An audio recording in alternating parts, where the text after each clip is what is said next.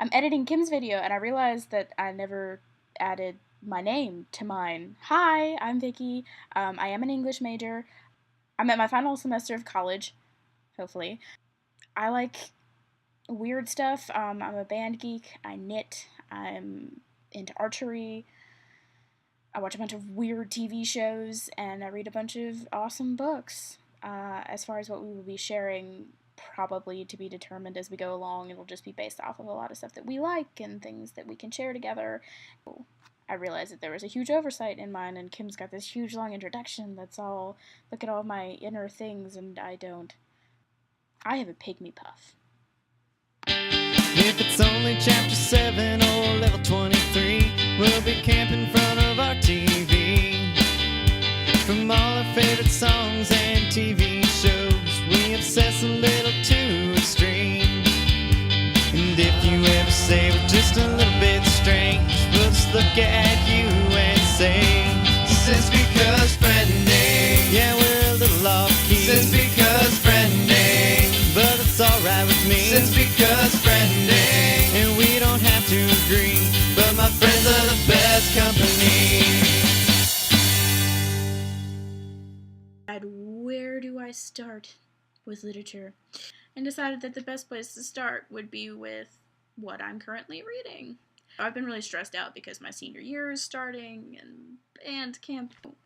I decided to pick up one of my comfort books, which is different from sick books. Okay, so there's a big difference between your comfort books and your sick books, as any big book reader or bibliophile will tell you. Because, although Jane Austen's Pride and Prejudice lives in my sick book pile, it does not live in my comfort book pile. The current book that I'm reading is The Count of Monte Cristo by Alexander Dumas. Pronunciation is hard. In addition to currently reading this book, I have recently binge-watched the show Arrow on Netflix, and I really enjoyed it, and I saw some parallels. Wow, I'm that kind of geek. Whoa there.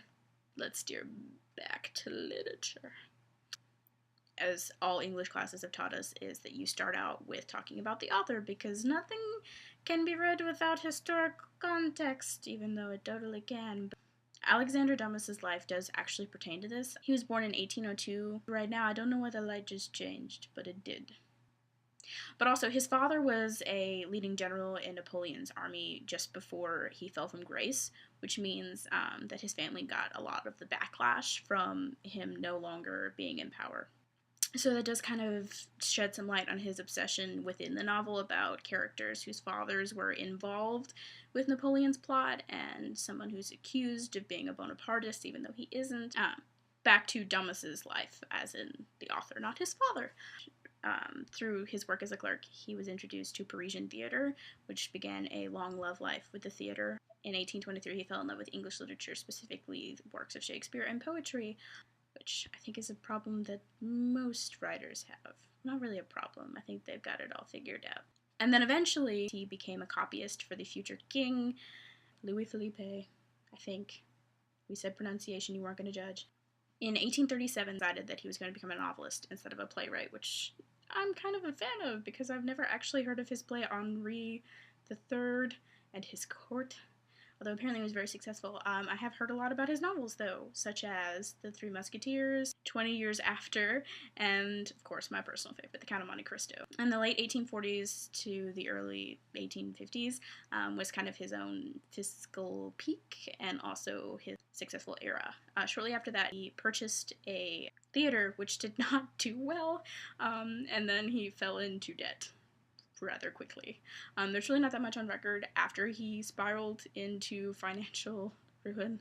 Now to the interesting stuff.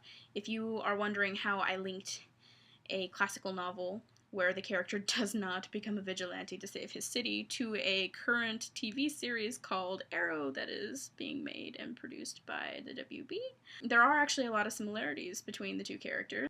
Edmund was not wealthy when he started out, whereas Oliver obviously was. Both did start out as extremely naive.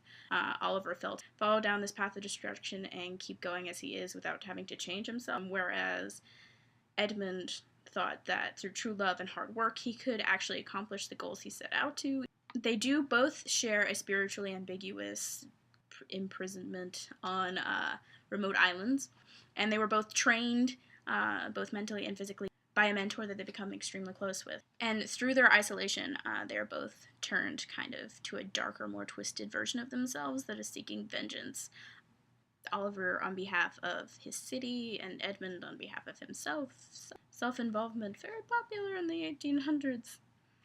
Regardless, what you should take away from this is that although a book is big and thick and kind of scary and a classic and the language is kind of rough, you should still read it because most of them are really good.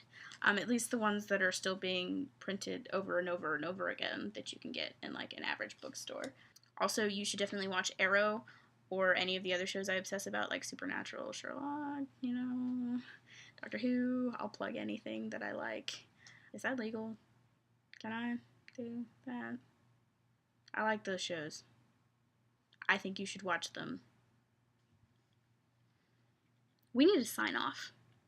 I don't have one. End.